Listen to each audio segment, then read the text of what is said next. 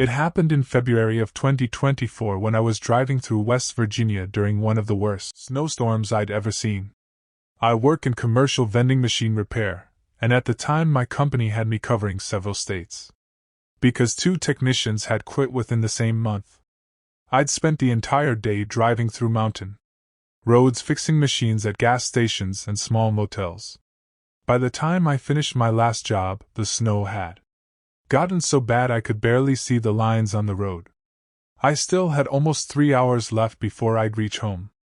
At first, I thought I could make it. Then my windshield wipers froze. I pulled into a gas station somewhere outside a tiny town called Elkridge. It was almost 10 p.m. The place looked abandoned except for one pickup truck at the pumps. Inside, an older man behind the counter looked at me like he hadn't seen another customer in hours. I bought coffee and asked if the roads ahead were bad. He laughed. Bad? Then he pointed through the window.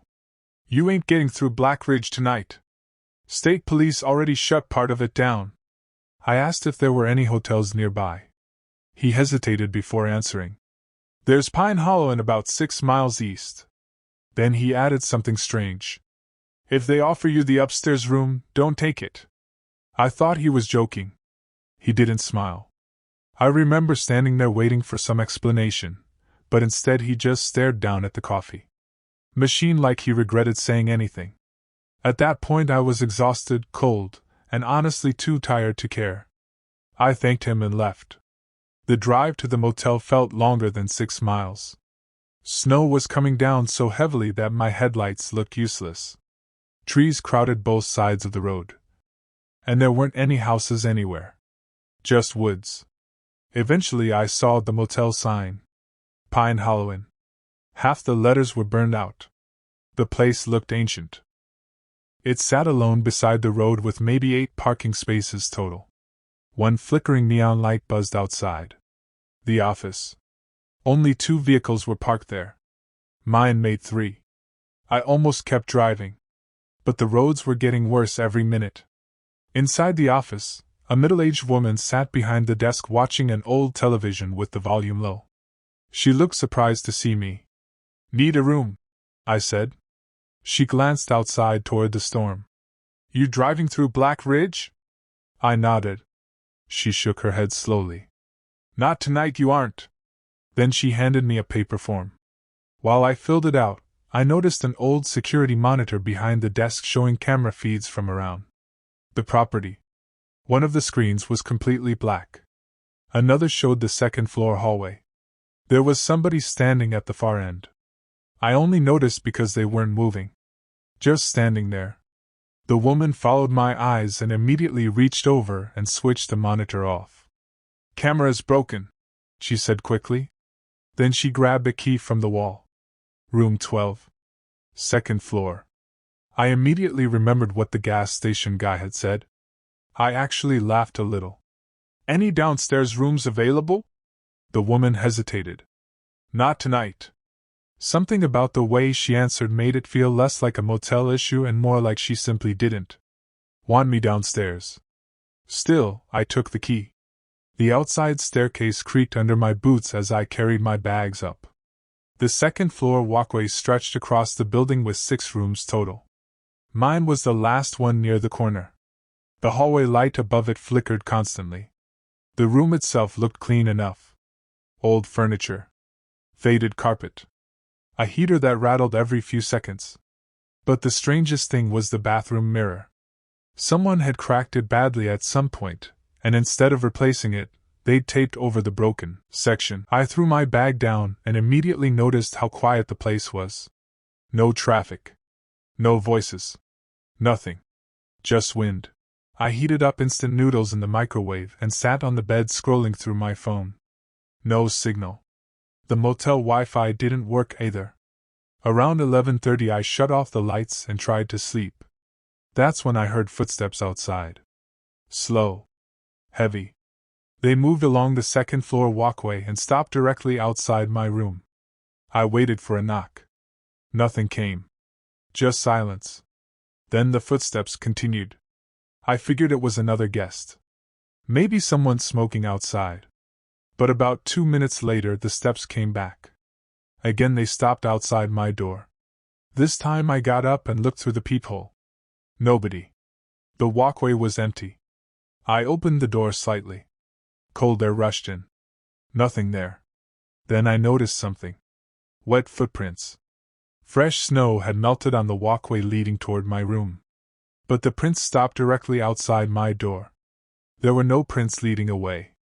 I stared at them for several seconds trying to make sense of it. Then I shut the door and locked it. I didn't sleep much after that. Sometime around 1 a.m., I woke up to a sound inside the room. Not outside. Inside. A soft clicking noise. At first I thought it was the heater. Then it happened again. Click. Click. Like fingernails tapping lightly on glass. I sat up in bed. The room was dark except for snow light coming through the curtains. The tapping came again. From the bathroom. I grabbed my phone flashlight and walked slowly toward the door. The bathroom light didn't work. The tapping stopped the second I entered. I swept the flashlight around. Nothing. Then the beam hit the mirror. The taped-over section was slightly peeled back now. Behind it, written in black marker on the glass, were words. Don't look under the bed. I froze. I know that sounds stupid. But when you're alone somewhere unfamiliar at 1 in the morning, seeing something like that feels completely different than hearing about it afterward. My first thought was that it was some prank from previous guests. My second thought was worse. Because the tape looked freshly pulled away. Like somebody had uncovered the message recently. I backed out of the bathroom and turned every light on in the room. That's when I heard movement above me. A loud thump. Then dragging. I looked up instinctively before realizing there shouldn't even be another floor above me. Mine was the top floor. The dragging sound continued slowly across the ceiling. I called the office. No answer. I called again. Still nothing. That's when the power went out. Everything instantly went black. The heater stopped. The lights died. Even the buzzing neon outside disappeared. For several seconds there was total silence. Then came 3 knocks. Directly on my door. Not loud. Almost polite. I didn't move. Another 3 knocks. Then a man's voice. Maintenance. Something about the voice sounded wrong. Like he wasn't used to talking. I stayed quiet. The voice came again. Need to check your room. I looked through the peephole. At first I saw nothing. Then I realized somebody was standing directly against the door. So close I could only see part of their shoulder. They weren't moving. I backed away. Then slowly, unbelievably slowly, the doorknob started turning. The person outside was trying the handle as gently as possible. Like they didn't want me hearing it. The deadbolt held. For almost a minute the handle moved slightly back and forth. Then it stopped. I heard footsteps walking away. A few seconds later came another sound. From beneath the bed. A soft scrape. I swear every hair on my body stood up. The sound came again. Something shifting under the mattress. I stumbled backward toward the bathroom, nearly dropping my phone. Then I heard breathing. Low. Wet. Directly underneath me. I ran for the door and unlocked it without even thinking. The walkway outside was empty. Snow blew sideways through the darkness. I sprinted toward the staircase. Halfway there, I looked back. The curtain in my room moved. Someone inside had pulled it slightly aside. I saw part of a face. Just one eye staring out at me. Then the lights across the motel suddenly came back on. I nearly slipped running down the stairs. The office door was locked. I banged on it until the woman finally opened up. When she saw my face, she looked more tired than surprised. I told her someone was inside my room. She immediately looked upstairs toward room 12. Then she whispered something I barely heard. Not again. The owner arrived from another building carrying a flashlight and baseball bat. The 3 of us went upstairs together. My room was empty. Nobody under the bed. Nobody in the bathroom. Nothing stolen. The window, however, was unlocked and slightly open. Snow had blown onto the carpet. The owner looked furious, but not shocked. That bothered me most. I asked what was going on. Mather answered. Then I noticed the message on the mirror was gone. The tape had been pressed back flat, like it had never been uncovered. I grabbed my stuff immediately. The woman tried convincing me to stay until morning because of the storm. No chance. I got in my van and drove through the snow anyway. About 20 minutes down the road, I stopped at another gas station. I asked the cashier if they knew Pine Hollow Inn. The guy immediately frowned. That old place? Thought they shut it down after what happened. I asked what he meant. He told me 3 years earlier a traveler disappeared there during a snowstorm. His truck was found outside. His room looked untouched. But when police searched the property, they discovered a maintenance crawlspace running beneath several upstairs rooms. Somebody had been living inside it. They never found out who. The motel reopened months later. I asked if they caught the person. The cashier shook his head. Then he said something I still think about. They only searched after another guest reported hearing breathing under the bed. I never told him that part.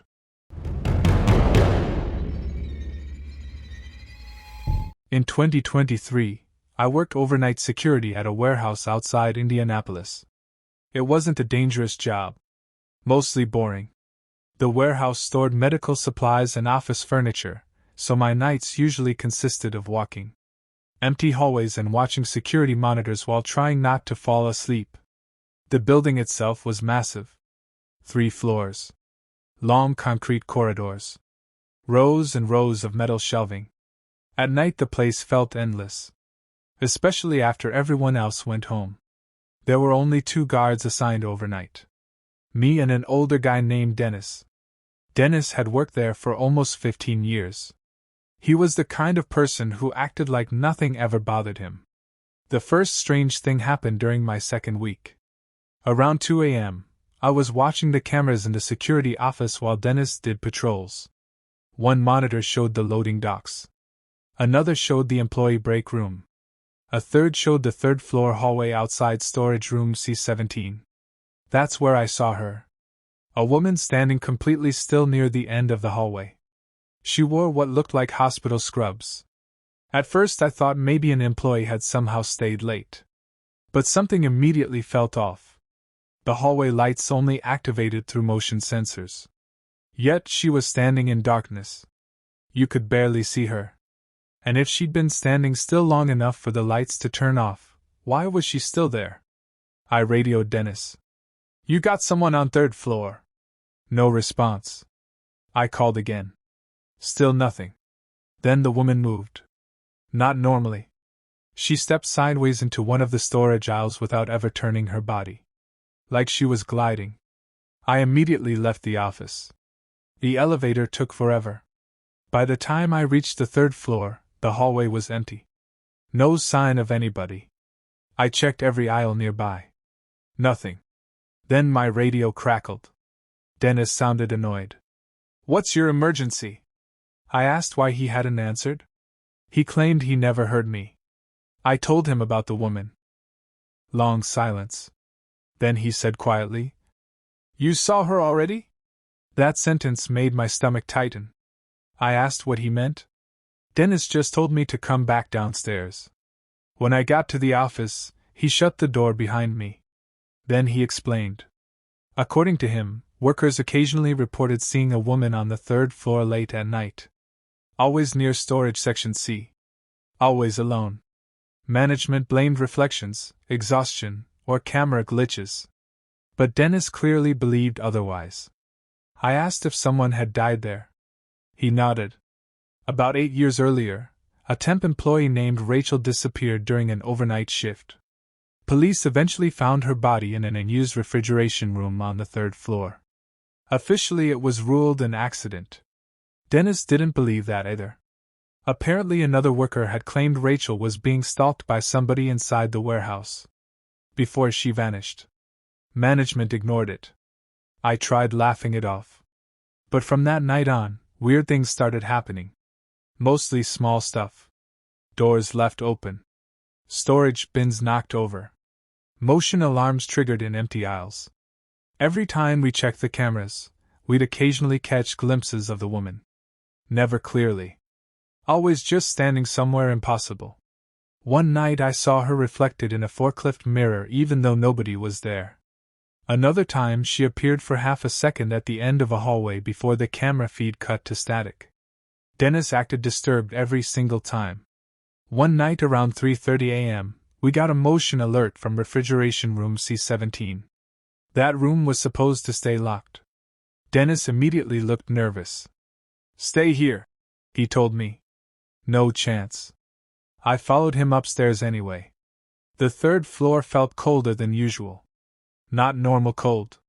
Like walking into a freezer. When we reached C17, the door was slightly open. Dennis stopped walking. "That's not good," he whispered. I asked why. He didn't answer. Instead, he pushed the door open slowly. The room inside was dark except for one emergency light glowing red near the ceiling. Metal shelves lined both walls. At the far end stood the woman. This time I saw her clearly. She wasn't transparent. Wasn't ghostly. She looked completely real. Dark hair. Pale face. Hospital scrubs. Head tilted slightly downward. Dennis whispered, "Rachel?" The woman lifted her head slowly. Then every light in the room shut off. Pitch black. I heard Dennis curse. Then came running footsteps. Not toward us. Around us. Fast. Like somebody circling the shelves. I turned on my flashlight. The beam shook in my hands. Nothing there. Then Dennis suddenly grabbed my arm hard. "We're leaving. Now." We backed out of the room. The second we stepped into the hallway, the lights came back on. Dennis locked the door immediately. I asked what the hell that was. He looked genuinely frightened. Then he told me something management had supposedly buried years earlier. Rachel's body hadn't been found alone. Another employee had been discovered hiding inside the refrigeration room with her. A maintenance worker named Cole Brennan. He claimed he was trying to help. But there was blood on his clothes. He disappeared before police could properly question him. Nobody ever found him. According to Dennis, some employees believed Cole had been secretly living inside and used parts of the warehouse for weeks. The warehouse had maintenance tunnels and access spaces running through sections of the building. I immediately thought about all the strange motion alerts. The open doors. The sounds. What if somebody was actually still inside the building? That idea terrified me far more than a ghost story. 2 nights later, everything got worse. Dennis called in sick, so I worked alone.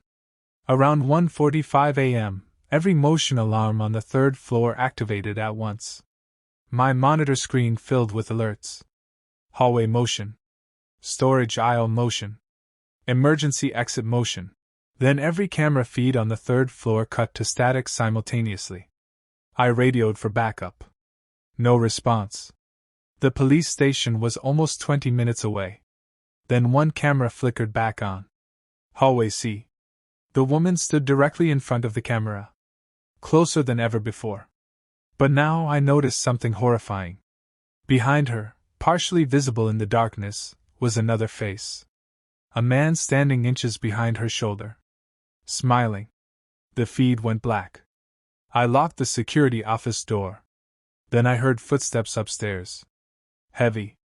Running. Something slammed against metal. Then silence. A minute later came another sound. Someone walking slowly down the stairwell. I could hear each footstep echoing. Closer. Closer. The office door handle moved. I froze. Then came a voice. A man whispering. "I know you're in there." I backed away from the door while dialing 911. The whisper came again. "She shouldn't have shown you." Then laughter. Quiet. Completely calm. The handle rattled harder. I shouted that police were coming. The noise stopped instantly. A few seconds later I heard footsteps hurrying away. Police searched the building for over 2 hours. They found nothing. But they did discover something hidden behind an unused storage wall near C-17. A small living area. Blankets. Food wrappers. Old tools. Somebody had absolutely been staying there. What disturbed me most was the photographs. Dozens of printed security camera screenshots. Employees working late. Workers alone in hallways. And several pictures of me sitting inside the security office. The police suspected it might have been Cole Brennan living inside the building all those years. But there was no proof. The space looked recently used. Very recently. I quit 3 days later. Months afterward, Dennis called me. The warehouse had installed a completely new camera system. Different wiring. Different servers. Different everything. But one night around 2 a.m., the woman appeared again on camera outside storage room C-17. Standing in darkness. Perfectly still. And according to Dennis, for just one frame before the feed cut out. Someone was smiling behind her. Back in college, I used to work late shifts at a movie theater in Chicago. The last train home left downtown a little after midnight. Most nights it wasn't a problem. There were usually enough people riding that I felt safe. But one Friday in November, everything lined up perfectly wrong. A huge snowstorm was coming. The city had already started shutting things down early. By the time my shift ended around 12:15 a.m., the streets were almost empty. I missed my normal train by maybe 30 seconds. The next one wasn't supposed to arrive for another 40 minutes. The station platform was nearly deserted. Just me. A sleeping homeless guy near one bench. And a man standing at the far end of the platform. He wore a long black coat and gloves. Nothing unusual about that. Except he never stopped staring at me. Not casual glances. Constant staring. I tried ignoring him by looking at my phone. A few minutes later, I noticed he moved closer. Maybe 20 feet closer. Still staring. That's when I got uncomfortable. I stood up and walked farther down the platform. The man stayed where he was. For a minute. Then he slowly started walking my direction again. I remember hearing his shoes echo against the concrete. He wasn't rushing. Just slowly following. At that point I went into the station bathroom mostly to get away from him. I stayed inside for probably 5 minutes. When I came back out, he was gone. I actually felt relieved. Then I saw him reflected in the dark train tunnel window beside me. Standing directly behind one of the support pillars. Watching. I immediately moved toward the emergency help button near the stairs. The second I did, the man turned and walked away quickly. Right then the train finally arrived. Only 2 other passengers got on. A woman near the front car and an older guy sleeping near the middle. I sat near the conductor area because it felt safer. About 2 stops later, I noticed the man in the black coat had boarded too. He sat 3 rows behind me. No phone. No music. Just sitting there. I kept telling myself I was being paranoid. But every time I glanced at the reflection in the train window, he was looking directly at me. At the next stop, the woman got off. Then the older guy left 2 stops later. Eventually it was just me and the man. The train suddenly felt enormous. Too quiet. I considered switching cars. Before I could move, the man stood up. He walked slowly down the aisle. Past me. Then into the next car. I relaxed a little. About 30 seconds later, my phone buzzed. Unknown number. The message said, "You shouldn't ride alone." I stared at the screen trying to process it. Then another message came. "I can still see you." My chest tightened instantly. There was no profile picture. No number attached. Just the messages. I stood up and moved into the next train car. Empty. The next car after that was also empty. Then I saw movement ahead. The man in the black coat standing between the doors connecting the cars. Like he'd been waiting. I stopped walking. He smiled. Not normal. Wide. Too calm. Then he tapped his phone screen. Mine buzzed again. "You look scared." I turned around immediately and hurried back toward the conductor car. Behind me I heard footsteps. Not fast. Matching my pace. When I reached the conductor section, I realized something worse. The conductor wasn't there. The compartment door stood open and empty. I hit the emergency intercom. No response. My stop was still 6 stations away. The train entered a long underground section where phone service completely died. That's when the lights flickered. The train slowed unexpectedly. Then stopped. Right in the tunnel. Everything went silent except for the humming electrical noise. I looked through the car. The man was gone. For maybe 10 seconds I thought he'd left. Then I heard the connecting door behind me open slowly. I turned. He stood there smiling again. This time much closer. "You ignored me on purpose." His voice sounded strangely calm. Like we were having a normal conversation. I asked what he wanted. He tilted his head. "I just want company." Then he started walking toward me. I backed away until I hit the locked conductor door. He kept coming. Still smiling. Then the train lights suddenly shut off. Pitch black. People always talk about darkness like it's just absence of light. This felt different. Heavy.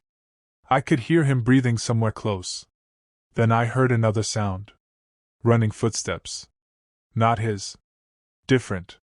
A loud impact shook the train car. Somebody yelled. The emergency lights flickered on dim red. The man in the coat was suddenly on the floor grappling with another guy. A transit worker. I didn't even know he'd entered the car. The worker shouted at me to move. I ran for the next car while hearing both men slam into seats behind me. A few seconds later the train power returned fully. The train started moving again. At the next station police were already waiting. Apparently the conductor had reported suspicious behavior before losing communication. The transit worker had boarded from a maintenance access tunnel after receiving the alert. Police arrested the man immediately. I thought that would be the end of it. It wasn't. A detective contacted me several days later. The man had a history of stalking women on late-night transit routes.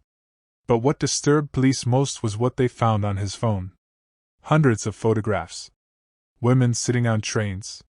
Women entering stations. Women walking home. Many taken secretly from far away. There were also screenshots of social media profiles, locations, schedules, and one folder labeled Next. Inside were recent pictures of me leaving the movie theater. Pictures taken before that night. Some from days earlier. One photo showed me unlocking my apartment building front door, meaning he already knew where I lived. The detective asked if I'd noticed anyone following me before. I honestly hadn't. That's the part that still bothers me. People imagine danger as obvious. Some creepy stranger standing in the shadows. But the truth is sometimes somebody can watch your routine for weeks without you realizing it. After that, I completely changed my habits. Different trains. Different schedules. Different routes home. And even now, years later, whenever I'm alone on a quiet train platform at night, I still catch myself checking reflections behind me. Those were all 3 true horror stories. If you've got a story of your own you want to send in, feel free to do that. Thanks for watching, and I'll see you in the next video.